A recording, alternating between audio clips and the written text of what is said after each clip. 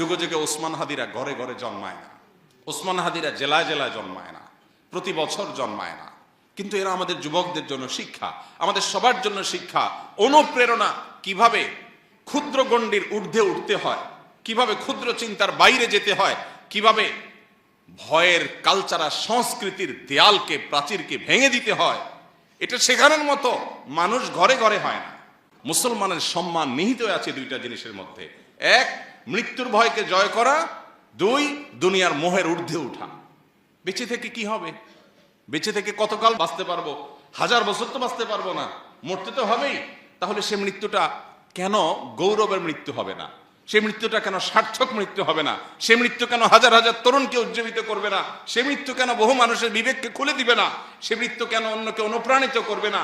এই মৃত্যু কেমন মৃত্যু যে মৃত্যু আমার একজন ভীরু মানুষের মতো মৃত্যু হবে? আমি পলায়ন পর হয়ে মৃত্যু কেন বরণ করব? এই মৃত্যুর ভিতরে কি সার্থকতা আছে?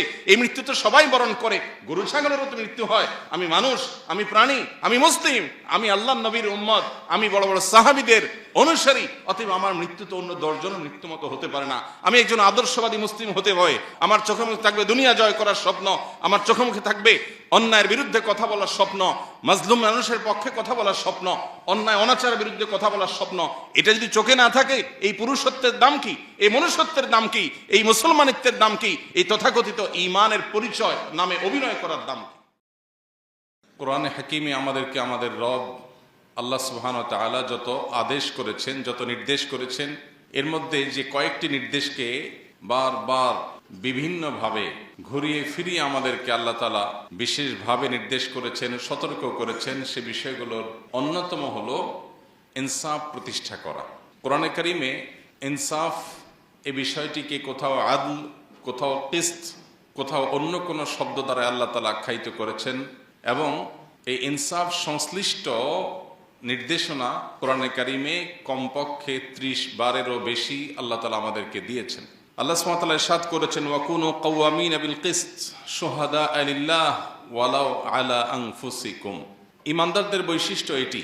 আল্লাহ তাআলা নির্দেশ করেছেন মুমিনদেরকে যে আমরা যেন ইনসাফ প্রতিষ্ঠাকারী হই, আমরা যেন ন্যায় এবং ন্যায্যতার পক্ষে সব সময় থাকি এবং সেটাকে সমাজে প্রতিষ্ঠিত করে ছাড়ি। এমনকি ন্যায় বা ইনসাফ প্রতিষ্ঠা করতে গিয়ে যদি নিজের বিরুদ্ধেও যায়, আমার গোষ্ঠীর বিরুদ্ধেও যায়, আমি একজন আলিম, কোনো আলিম অন্যায় করেছেন, আমি একজন মুসলিম, কোনো মুসলিম অন্যায় করেছেন, আমি কোনো একটা দলকে অনুসরণ করি, সে দলের মানুষজন অন্যায় করেছেন, নিজেদের বিরুদ্ধে গেলেও যেন আমরা ইনসাফের কথা বলি, আমরা যেন কখনো ইনসাফ থেকে বিচ্ছিত না হই, এই পরিষ্কার নির্দেশনা আল্লাহ তাআলা আমাদেরকে দিয়েছেন।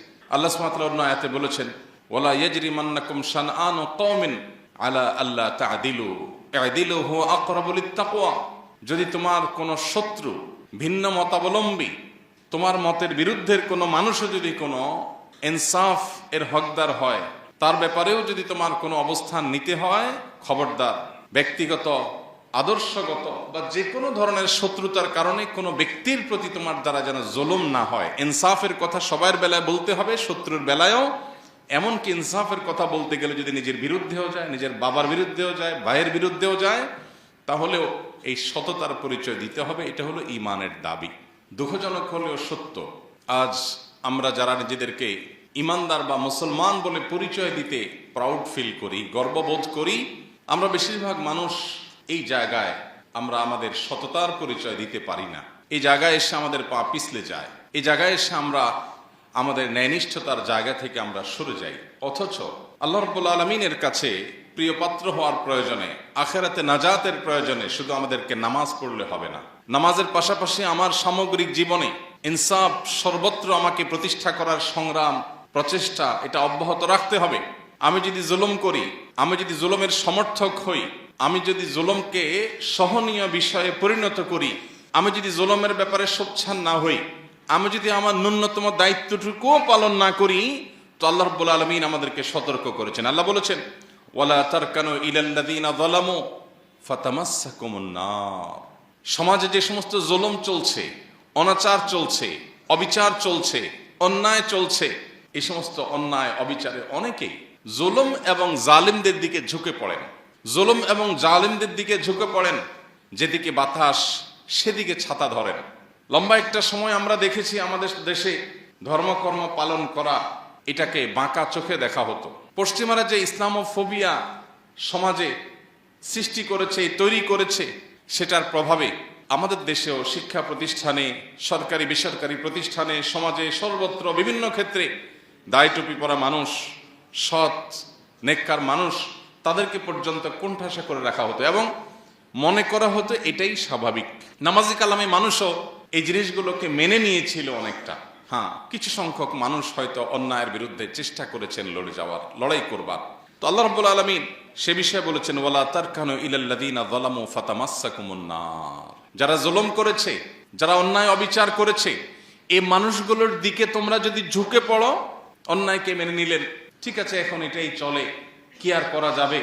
অনেক নামাজি কালামি বাপ তার সন্তানকে এক সময় দাড়ি রাখতে উদ্বুদ্ধ করতেন না। তিনি নিজে দাড়ি রাখেন, দাড়ি রাখা মুসলমানের জন্য ওয়াজিব, আল্লাহ নবীর নির্দেশ তিনি জানেন এবং তিনি বিশ্বাস করেন, তিনি সেটাকে রেসপেক্ট করেন, তিনি মানতে চান। কিন্তু এটা করতে গেলে হেনস্থার শিকার হবে আমার ছেলে। এই জন্য ছেলেকে দাড়ি চাচতে অনেক বাবা বলতেন। তিনি মুসলিম হিসাবে আদর্শ মুসলিম হতে পারেন নাই যে আমি অন্যায়ের বিরুদ্ধে দাঁড়াবো, কথা বলবো, প্রতিবাদ করব, চেষ্টা করব।